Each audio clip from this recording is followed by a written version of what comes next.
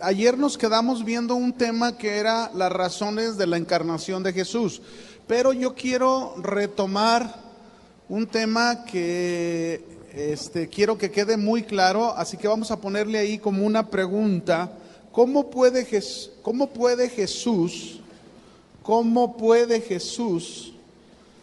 ser Dios y hombre? ¿Cómo puede Jesús ser Dios y hombre? Es una buena pregunta, ¿no creen? Igualmente, mis hermanos, igualmente que la asombrosa y maravillosa doctrina de la Trinidad, así es la doctrina de la encarnación de Jesús. Voy a repetirlo. Igual de asombrosa y maravillosa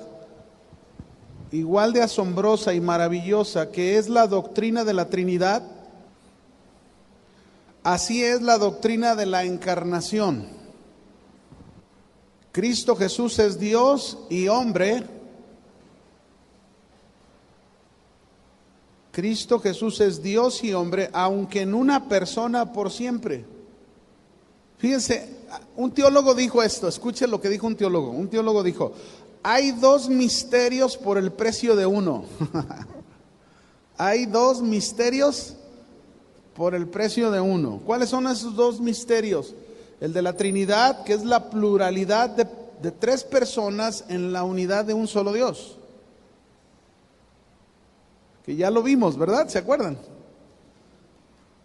Ese es el primer misterio. Pero el segundo misterio, porque es un gran misterio, es la unión de la deidad. Es la unión de la deidad y la humanidad en la persona de Jesucristo. La iglesia primitiva, mis hermanos, cuando hablamos de la iglesia primitiva, nos estamos refiriendo a la iglesia en sus primeros 2 siglos, podemos decirlo de esa manera, siglo I y siglo II después de Cristo. La iglesia primitiva, mis hermanos, consideraba la encarnación de Jesús como una de las verdades más importantes de nuestra fe. La iglesia primitiva, lo repito, consideraba la encarnación de Jesús como una de las verdades más importantes de nuestra fe. Por eso, fíjense bien, por eso la iglesia primitiva en sus primeros siglos formularon lo que vendría a ser el credo de Calcedocia. ¿Se acuerdan que dijimos que era un credo al principio? Los que estamos desde el principio en la declaración de fe, ¿cuántos se acuerdan que es un credo? Un credo es lo mismo de nuestra declaración de fe, es decir, creo en esto, ¿verdad? Yo creo en esto, eso es el credo. Y el credo tenía el propósito precisamente de afirmar una doctrina con el fundamento de la Escritura, evitando aquellos errores de doctrina que se levantaban. Entonces, por eso formularon un credo, que es el credo de Calcedocia, una declaración, mis hermanos, donde se expresa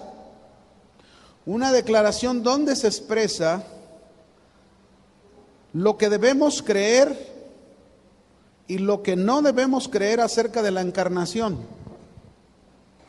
Acuérdense que en este credo de Calcedocia se defendió y se estableció también que Jesucristo tenía 2 naturalezas, y ya lo vimos, la unión hipostática. ¿Se acuerda que lo vimos ayer?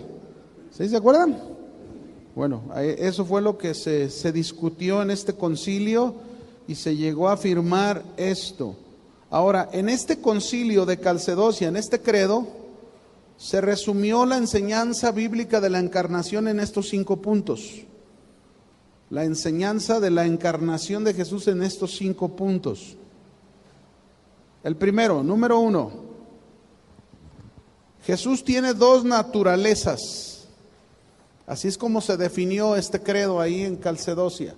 Jesús tiene 2 naturalezas. Él es Dios, Él es hombre. Segunda enseñanza. ¿Ya? Cada naturaleza en Jesús es plena y es completa. Cada naturaleza es plena y es ¿qué? Completa, no es a medias. Tercero, cada naturaleza en Jesús se mantiene distinta. Cada naturaleza se mantiene distinta, aunque están unidas, se mantienen distintas la una de la otra. 4, Cristo es una sola persona. ¿Cuántas naturalezas? 2. ¿Cuántas personas? 1. Ahora viene este punto, este último, el quinto. El cuarto es Cristo es una sola persona. El quinto, las cosas que son verdad, de solo una de las naturalezas, las cosas que son verdad de solo una de las naturalezas son. No obstante a eso, la verdad de la persona de Cristo. ¿Qué quiero decir con este punto 5? Este punto 5 donde decimos las cosas que son verdad de una de las solas naturalezas son, hagan de cuenta, por ejemplo, Jesús en su humanidad, en su naturaleza humana tuvo hambre, ¿sí o no? Pero eso no quiere decir que en su naturaleza divina Él tuvo hambre. ¿Lo comprende? A ver, voy a repetirlo. Jesús en su naturaleza humana tuvo hambre. Ahí está Mateo 4, verso 1 en adelante, donde se nos dice que por el Espíritu fue llevado al desierto después de 40 días y 40 noches. ¿Qué le sucedió a Jesús? Tuvo hambre. Esa es la naturaleza humana, ¿verdad? Ahí está, Jesús experimentó el hambre como un hombre, como cualquiera de nosotros. Pero no quiere decir que en su naturaleza divina Él tuvo hambre. En su naturaleza divina no. Otro ejemplo, Jesús en su humanidad se cansó. ¿Sí o no? Sí, cuando se encuentra con la mujer samaritana, dice que estaba cansado y se sentó en el pozo de Jacob.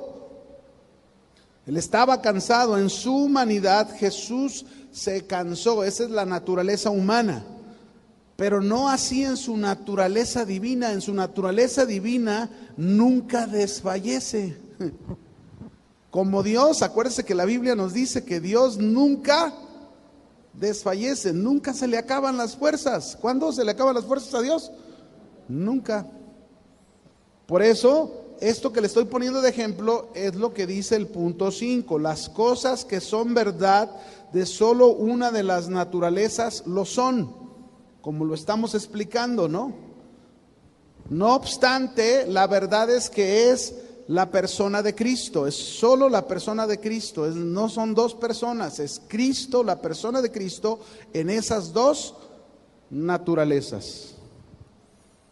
Un entendimiento, hermanos, apropiado de estas verdades, un entendimiento apropiado de estas verdades de la encarnación de Jesús, va a aclararnos mucha confusión y numerosas dudas que tal vez lleguemos a tener en nuestras mentes. Alguien podría preguntarse, por ejemplo, ¿cómo puede Jesús ser Dios y hombre al mismo tiempo? ¿Alguno de ustedes se ha hecho esta pregunta? ¿Cómo puede Jesús ser Dios y hombre al mismo tiempo? Sí. Otra pregunta. ¿Por qué esto de tener dos naturalezas no lo hace dos personas a Jesús? Es otra pregunta. Otra pregunta, ¿cómo se relaciona la encarnación con la Trinidad? ¿Cómo se relaciona la encarnación con la Trinidad?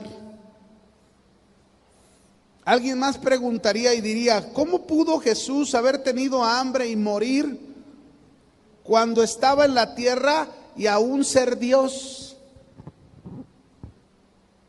Voy a repetirlo.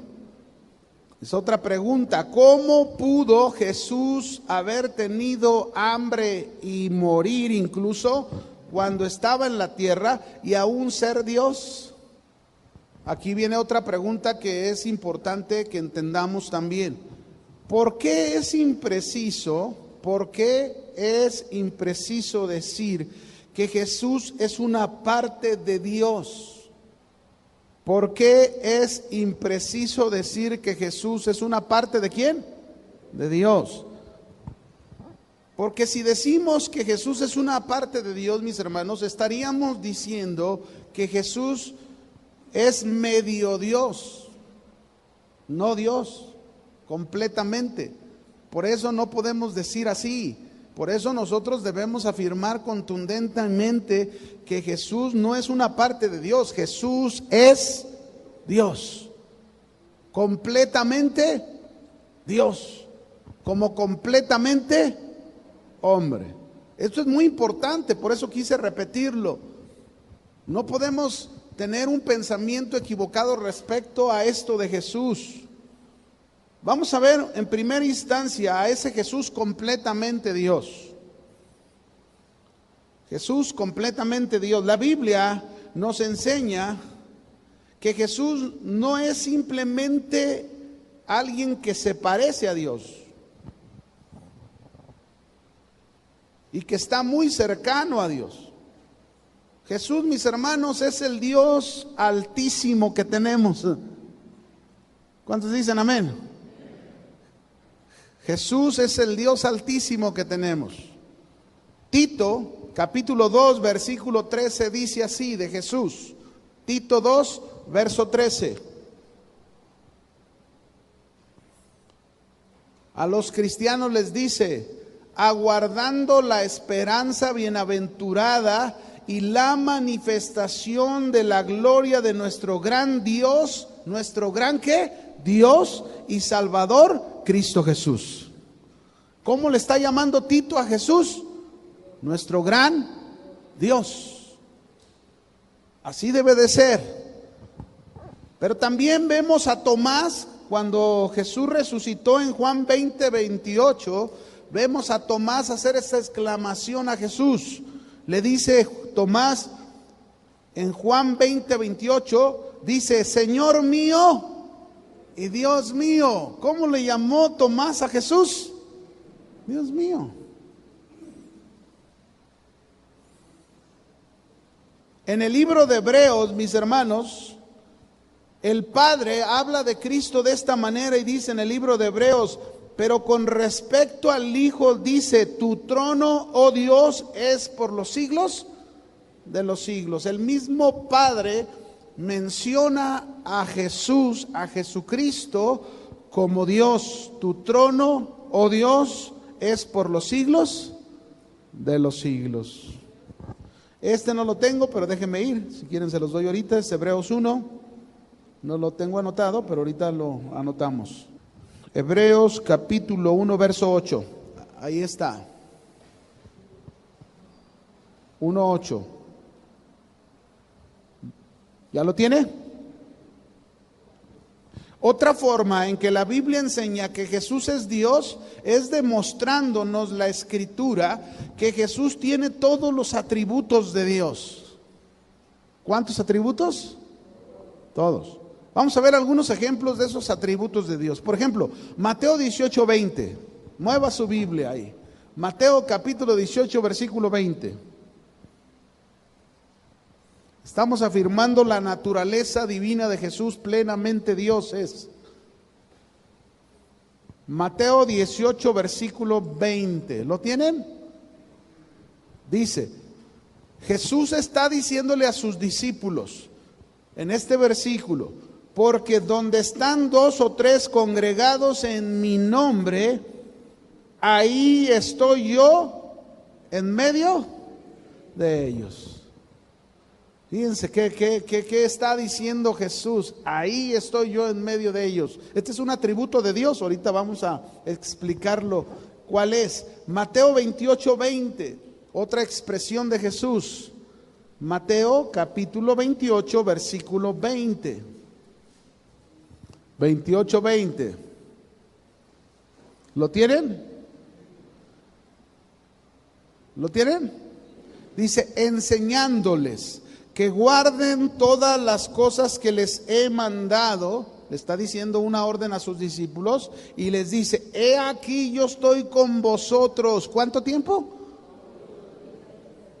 Este es un atributo de Dios y Jesús lo está expresando. Yo estoy con vosotros todos los días hasta el fin del mundo. Otro texto más, Hechos 18:10. Jesús le expresa esto a Pablo, el apóstol, y miren lo que le dice aquí, Hechos capítulo 18, versículo 10. ¿Lo tienen? ¿Lo tenemos todos? Dice ahí, porque yo estoy contigo, es decir, Jesús le está hablando al apóstol Pablo, yo estoy contigo y ninguno pondrá sobre ti la mano para hacerte mal, porque yo tengo mucho pueblo en esta ciudad. Otra vez Jesús está hablando, yo estoy, ¿qué? Contigo. Esta es una expresión, mis hermanos, que la encontramos muy común en el Antiguo Testamento de parte de Dios hablándole a sus siervos. Por ejemplo, a Josué, Dios le dijo a Josué que introdujera al pueblo de Israel a la tierra prometida y Dios le dijo, yo estaré contigo, nadie te podrá hacer frente. Esfuérzate y sé valiente, porque yo estoy contigo. A Moisés le dijo, ve a liberar a mi pueblo porque yo estaré contigo. A muchos Dios les dijo eso. Esta es una expresión de un atributo de Dios. Aquí se nos está enseñando, mis hermanos, en estos textos que leímos, se nos está enseñando que Cristo está en todas partes. Y es un atributo de Dios. ¿Cristo está en dónde? ¿Cómo se le conoce este atributo de Dios? Omnipresente. Ahí está un atributo que Jesús está hablando de Dios en él. Vamos a otro, Mateo 16, 21. Este es otro atributo diferente. Mateo 16, 21. Vamos a ver cómo Jesús está mostrándonos que Él es completamente Dios. Mateo 16, 21. ¿Lo tienen? Dice, desde entonces comenzó Jesús a declarar a sus discípulos que le era necesario ir a Jerusalén y padecer mucho de los ancianos, de los principales sacerdotes y de los escribas, y ser muerto y resucitar al tercer día. ¿Qué está haciendo Jesús? Jesús le está dando a conocer una revelación a sus discípulos de algo que iba a suceder más adelante. Y esto es un atributo de Dios, este es un atributo donde nosotros podemos ver a un Cristo que todo lo sabe. Omnisciencia. Cristo todo lo sabe. Otro texto de esto mismo, Lucas 11, verso 17 al 20. Lucas 11, 17 al 20. ¿Lo tiene? ¿Lo tenemos? Mas él, Jesús, ¿qué conocía? Conociendo los pensamientos de ellos, les dijo: todo reino dividido contra sí mismo es asolado, y una casa dividida contra sí misma cae. Y si también Satanás está dividido contra sí mismo, ¿cómo permanecerá su reino? Ya que dicen, o sea, Jesús les está diciendo, ya que dicen que por Belcebú echo yo fuera los demonios, pues si yo echo fuera los demonios por Belcebú, vuestros hijos por quién los echan, por tanto ellos serán vuestros jueces. Mas si por el dedo de Dios echo yo fuera los demonios, ciertamente el reino de Dios ha llegado a vosotros. Aquí vemos un texto más donde se nos dice al principio, conociendo los pensamientos de ellos. ¿Quién puede conocer los pensamientos que yo tengo ahorita? ¿Alguno de ustedes puede conocer lo que estoy pensando ahorita? ¿Quién es el único que conoce? Cristo tenía este atributo. Él conocía los pensamientos, Él conocía las intenciones del corazón de los hombres. Eso es lo que se nos está diciendo en este pasaje. Otro más, Juan 4, 28 y 29. Juan 4, 28 y 29, después que Jesús ya tuvo su encuentro con la mujer samaritana, mire cómo la mujer samaritana habla de Jesús esto. Juan 4, 28 y 29 dice: entonces la mujer dejó su cántaro y fue a la ciudad y dijo a los hombres: venid, ved a un hombre que me ha dicho todo cuanto he hecho. ¿No será este el Cristo? ¿Qué le dijo Jesús a esta mujer? Todo.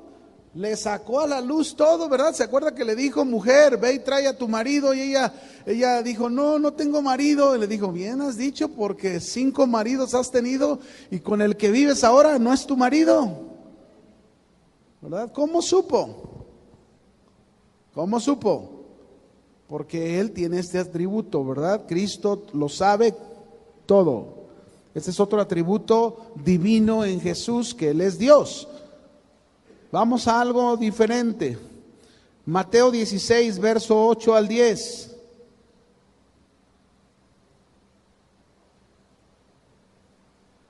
Ahora vamos a ver otro atributo de Jesús que les dice claramente a sus discípulos en este pasaje. Mateo 16, verso 8 al 10. Dice: y entendiéndolo Jesús les dijo: ¿por qué pensáis dentro de vosotros, hombres de poca fe, que no tenéis pan? ¿No entendéis que aún ni se acuerdan de los 5 panes entre 5,000 hombres y cuántas cestas recogieron? ¿Ni de los 7 panes entre 4,000 y cuántas canastas recogieron? ¿Qué está manifestando Jesús en estos versículos? Él está hablando de otro atributo de Dios, que es el poder, es la omnipotencia de Dios. ¿Se acuerdan cuando alimentó a los 5,000 y cuando alimentó a los otros 4,000? Aquí lo está diciendo. Y todavía sobró, y le dijo a sus discípulos que recogieran lo que había sobrado. La omnipotencia de Jesús. Otro pasaje donde podemos ver la omnipotencia de Jesús es en Juan 11, Juan capítulo 11, versículo 41 en adelante. 11:41, dice ahí: entonces quitaron la piedra de donde había sido puesto el muerto, Lázaro, y Jesús, alzando los ojos a lo alto, dijo: Padre, gracias te doy por haberme oído. Yo sabía que siempre me oyes, pero lo dije por causa de la multitud que está alrededor, para que crean que tú me has enviado. Y habiendo dicho esto, clamó a gran voz y dijo: Lázaro, ven fuera. Y el que había muerto, ¿qué pasó con el muerto? Salió, atadas las manos y los pies con vendas, y el rostro envuelto en un sudario, y Jesús les dijo: desatadle y dejarle ir. Este es el poder de Dios, que lo podemos ver en Jesús, en su naturaleza, ¿qué dijimos? Divina. Otro, Lucas 7, verso 12 al 16. Otro ejemplo del poder de Dios en Jesús. Ese poder que oímos, que para Dios no hay nada imposible. Lucas 7, verso 12 al 16. Dice: cuando llegó cerca de la puerta de la ciudad, he aquí llevaban a enterrar a un difunto, hijo único de su madre, la cual era viuda, y había con ella mucha gente de la ciudad. Y cuando el Señor la vio, se compadeció de ella y le dijo: no llores. Acercándose, tocó el féretro, y los que lo llevaban se detuvieron, y dijo: joven, a ti te digo, levántate. Entonces se incorporó el que había muerto y comenzó a hablar, y lo dio a su madre, y todos tuvieron miedo y glorificaban a Dios diciendo: un gran profeta se ha levantado entre nosotros, y Dios ha visitado a su pueblo. Aquí está otra vez el atributo de Jesús con el poder de Dios. Lo que estamos analizando, mis hermanos, es entendiendo la naturaleza divina de Jesús. Que nos quede muy claro. Amén. Muy bien. Jesús, mis hermanos, se habla del gobierno que tiene, por ejemplo, en Mateo 28, 18, se nos habla que Él gobierna sobre todo. Jesús. Mateo 28, 18, ese Jesús resucitado hoy gobierna sobre todo. Mateo 28, 18 dice, y Jesús se acercó y les habló diciendo, toda potestad, autoridad me es dada en el cielo y en la tierra. ¿Cuánta autoridad? ¿Dónde y dónde? Ahí está el gobierno de Jesús sobre todo como Dios. Por último, Apocalipsis 19, 16. Apocalipsis 19, versículo 16. Dice ahí, y en su vestidura y en su muslo tiene escrito este nombre, se refiere a Jesús, Rey de Reyes y Señor de Señores. ¿Qué significa esta expresión, Rey de Reyes y Señor de Señores? Significa el gobierno absoluto de Jesús sobre todas las cosas de esta tierra, de este mundo. Amén, como Dios en su naturaleza divina. Este es el Jesús en su naturaleza divina, pero ahora vamos a ver la otra parte. La naturaleza, Él es completamente hombre también. Jesús es completamente hombre. Para poder entender, mis hermanos, la encarnación de Cristo, es importante tener algún tipo de entendimiento acerca de la Trinidad.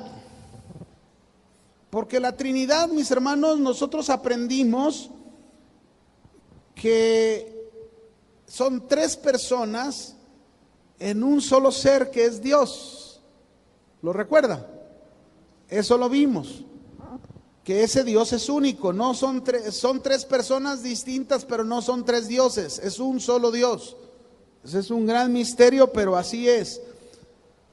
Ahora, nosotros tenemos que distinguir cuál de las personas de la Trinidad es la persona que se encarnó. ¿Cuál? ¿Cuál de las tres personas, el Padre, el Hijo y el Espíritu Santo, es el que encarnó? Porque si nosotros decimos que el Padre encarnó, estamos en un tremendo problema, en un tremendo error, porque no es el Padre el que encarnó. Tampoco es el Espíritu Santo el que encarnó. El que encarnó, el que se encarnó es la persona del Hijo de Dios. ¿Estamos? Es muy importante eso, mis hermanos. Cada uno de ellos, el Padre, el Hijo y el Espíritu Santo, es un centro distinto de conciencia en ellos. Pero quien vino a encarnarse es el Hijo de Dios. Entonces, tenemos que resumir esto de esta manera. La verdad de que solo Dios Hijo se encarnó nos es enseñada en la Escritura. La verdad de que solo Dios Hijo se encarnó nos es enseñada en la Escritura. Por ejemplo, Juan capítulo 1, verso 14. Juan 1, 14. ¿Lo tienen? Dice aquí, y el Verbo se hizo carne y habitó entre nosotros y vimos su gloria, gloria como del unigénito del Padre, lleno de gracia y de verdad. ¿Quién es el Verbo? ¿Quién es el Verbo? El Hijo de Dios, la segunda persona de la Trinidad. Ese es el que se encarnó. Que nos quede claro, mis hermanos, no fue el Padre, no fue el Espíritu Santo, sino fue el Hijo Dios el Hijo el que tomó forma humana, encarnó. Amén. De igual manera, mis hermanos, cuando vemos el bautismo de Jesús en Lucas 3:22, al ver el bautismo de Jesús, vemos al Padre afirmar algo sobre Jesús. Cuando después que Jesús se bautiza, el Padre dice: tú eres mi Hijo amado, en ti me he complacido. Fíjense lo que está diciendo el Padre, la diferencia de las personas. El Padre dice al Hijo: tú eres mi Hijo amado, en ti me he ¿qué? Complacido. Estoy muy complacido contigo. Así que Jesús le complace al Padre, pero también vemos al Espíritu Santo, que es distinto al Padre y al Hijo, porque el Espíritu Santo aparece aquí en la Escritura en una forma corporal como paloma. ¿Sí se fija? Ahí está la función de los tres, pero el que encarnó es el Hijo de Dios. Que no se nos olvide, eso es muy importante, mis hermanos. Si no tenemos un entendimiento claro de Jesús, de su identidad, cometeremos muchos errores. Afecta inclusive grandemente en la forma en que nos relacionamos con Dios, el Dios Trino. Si pensamos que Jesús es el Padre, imagínense, la Biblia nos enseña que nos debemos dirigir al Padre en el nombre de ¿quién? De Jesús. ¿Yo puedo orar a Jesús? Sí puedo orar a Jesús.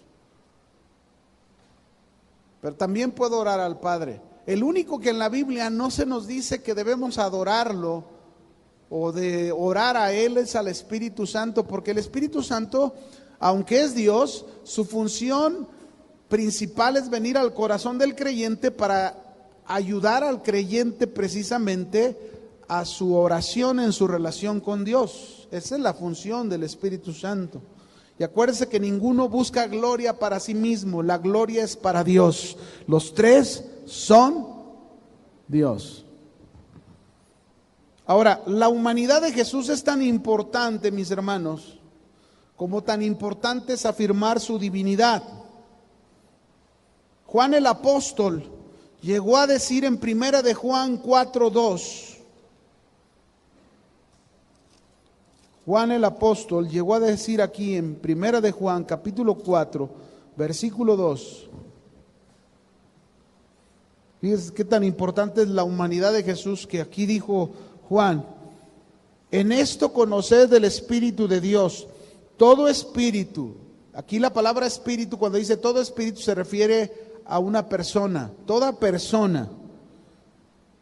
persona que confiesa que Jesucristo ha venido en carne es de Dios. Dice aquí: y todo espíritu que no confiesa, toda persona que no confiesa que Jesucristo ha venido en carne no es de Dios, y este es el espíritu del anticristo, el cual vosotros habéis oído que viene y que ahora ya está en el mundo. ¿Se fija qué tan importante es la humanidad de Jesús? Que aquí el mismo apóstol está diciéndonos claramente. Otro texto, segunda carta de Juan en el verso 7. Segunda carta de Juan en el verso 7. Dice ahí: porque muchos engañadores han salido por el mundo que no confiesan que Jesucristo ha venido en carne. Quien esto hace es el engañador y el anticristo. ¿Se fija? Qué importante es que nosotros entendamos este punto en Jesús. Amén. Bien. En la humanidad de Jesús, mis hermanos, entonces definimos dos naturalezas completas. ¿Cuánto? Completas. ¿Cuántas naturalezas? Divina, humana, en una sola persona. Dos naturalezas completas en una sola persona. Es decir, hagan de cuenta que estamos diciendo Jesús es 100% Dios y 100% hombre. No es 70% y 70%, no. 100% Dios, 100% hombre, en una persona, el Hijo de Dios. Jesús es real y completamente humano. Jesús, mis hermanos, tenemos que entender esto. Jesús tiene un cuerpo humano. El misterio viene en esto que sigue. Una mente humana, una alma humana, una voluntad humana y unas emociones humanas. Amén. Porque si Jesús decimos que no tiene una mente humana, no tiene un alma humana, no tiene una voluntad humana o no tuvo emociones humanas, error. Porque para empezar, los evangelios nos muestran claramente un montón de casos. Por ejemplo, vamos a ver, en Lucas 2:52. Vamos a ver qué se nos dice de Jesús aquí. Donde la mente humana tiene que ver con este versículo. Lucas 2:52. ¿Lo tiene? ¿Lo tenemos? Y Jesús crecía en sabiduría, en estatura y en gracia para con Dios, para con los hombres. A ver, pregunto, ¿la mente divina necesita crecer? A ver, ¿la mente divina necesita crecer? ¿Madurar? No. Entonces, ¿a qué mente se está refiriendo cuando dice que Jesús crecía en sabiduría, en estatura y en gracia? ¿A qué mente? Su humanidad. ¿Se fija? Qué importante es eso. Mateo 26:38. Vamos a ver otra parte de Jesús muy importante. Mateo 26:38.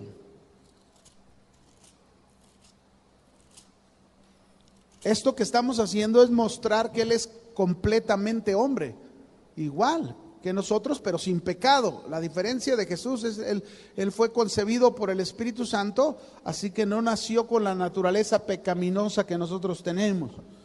Mateo 26:38. ¿Lo tiene? Entonces Jesús les dijo: mi alma, ¿su qué? Mi alma está muy triste hasta la muerte. Quedaos aquí y velad conmigo.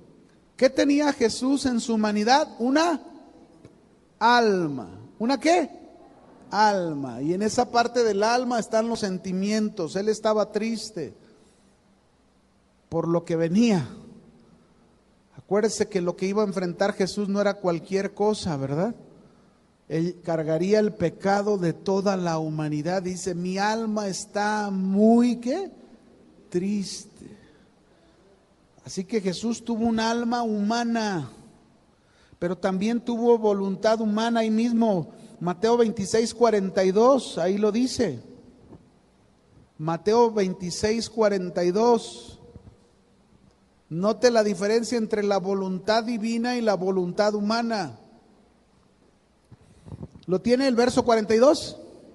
Otra vez fue y oró por segunda vez diciendo: Padre mío, si no puede pasar de mí esta copa sin que yo la beba, hágase tu voluntad.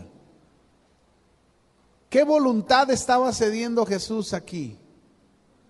¿Qué voluntad estaba cediendo Jesús aquí? La voluntad humana. ¿Se fija? Jesús completamente hombre, completamente ¿qué? Dios. Por último, Juan 11:33. Juan 11, verso 33. ¿Lo tiene? Dice ahí: Jesús entonces, al verla, es María, al verla llorando, y a los judíos que la acompañaban también llorando, ¿qué pasó con Jesús? Se estremeció en espíritu y se conmovió y dijo: ¿dónde le pusiste? Le dijeron: Señor, ven y ve. ¿Y qué dice el verso 35? ¿Qué pasó con Jesús? ¿Jesús qué? Lloró. Ahí están las emociones humanas en Jesús, completamente Dios, pero completamente hombre. Así que, mis hermanos, no podemos decir nosotros cometer este error que se cometió en el pasado. Escuche este error, que se llegó a decir que la única persona de Cristo tenía un cuerpo humano, se llegó a decir que tenía cuerpo humano, pero que su mente y su espíritu no eran humanos, porque la mente y el espíritu eran de Cristo. Es decir, en otras palabras, se estaba diciendo que la naturaleza divina estaba tomando el lugar de la naturaleza humana, y eso es un error. No podemos caer en ese error nosotros. Nosotros tenemos que decir completamente, mis hermanos, que Jesús fue totalmente, ¿qué? Hombre. Y como fue hombre y como fue Dios, esa es la unión hipostática, lo que hablábamos hace 8 días. Ese es el gran misterio entre la mente humana y la mente divina, la voluntad humana y la voluntad divina. Las emociones humanas y las emociones divinas estaban unidas en la persona de Cristo. Pero Él fue completamente hombre. Si Jesús no hubiese sido completamente así en esto, que de tener un alma, una voluntad, unas emociones, una mente humana, mis hermanos, Él se hubiera mencionado que se parecía a un hombre, pero no era un hombre. ¿Se fija? Jesús fue completamente y verdaderamente hombre. Yo espero que eso quede muy claro en cada uno de ustedes. Amén. La mayoría de las personas, es obvio que Jesús será Dios por siempre. Pero aquí hay otro punto bien interesante que necesitamos comprender. Jesús también, que es completamente hombre. Mi pregunta ahora sería: la Biblia aclara que Jesús se levantó físicamente de los muertos, ¿sí o no? ¿Está claro? ¿Jesús se levantó de los muertos? ¿Qué quiere decir entonces? ¿Tiene cuerpo humano? ¿Sí o no? Sí. Jesús ascendió a los cielos. ¿Y cómo ascendió a los cielos? Como hombre. Él sigue siendo Cristo, el Hijo de Dios, la segunda persona de la Trinidad, pero está en los cielos sentado a la diestra de Dios como ¿qué? Completamente ¿qué? Hombre y completamente Dios. Él no dejó su cuerpo, el cuerpo lo sigue teniendo. Cristo lo tiene, Él ascendió con cuerpo físico, dice Hechos capítulo 1 verso 9, ahí se nos dice, Hechos capítulo 1 versículo 9, Jesús el resucitado está hablando con sus discípulos y dice el 9, y habiendo dicho estas cosas, viéndolo ellos, fue alzado y le recibió una nube que le ocultó de sus ojos. Un error que muchos cristianos cometen es pensar que Jesús resucitó en espíritu, pero no en cuerpo. Y no es cierto, Jesús resucitó en cuerpo porque esa es la promesa para cada uno de nosotros, que usted y yo vamos a resucitar en el cuerpo glorificado como el que Él tiene ahora, así lo vamos a tener nosotros. Así lo prometió Jesús y así va a ser, mis hermanos. Cristo no dejó su cuerpo, no desechó su cuerpo, Él sigue siendo hombre y Él va a regresar. ¿Cuántos saben que Cristo va a regresar? ¿Y cómo va a regresar? Dígame. ¿En espíritu? No, en su cuerpo. Completamente Dios, completamente hombre. En un cuerpo glorificado. Dice Filipenses 3:21. Ya se me pasó el tiempo, qué rápido. Con esto termino. Filipenses 3:21. ¿Lo tienen? ¿Lo tienen todos? El cual, Cristo, transformará el cuerpo de la humillación nuestra para que sea semejante al cuerpo de la gloria suya. ¿Qué está diciéndonos este versículo? Que cuando Cristo regrese, Él va a regresar con su cuerpo. Amén. Así que no piense que Cristo es completamente hombre y completamente Dios. pero ahora es un Cristo glorificado, ahora Él es el Rey de Reyes y el Señor de Señores, y Él prometió que va a regresar por nosotros, para darnos un cuerpo como el que Él tiene. Amén. Bueno, aquí nos quedamos ahora sí. Que Dios le bendiga.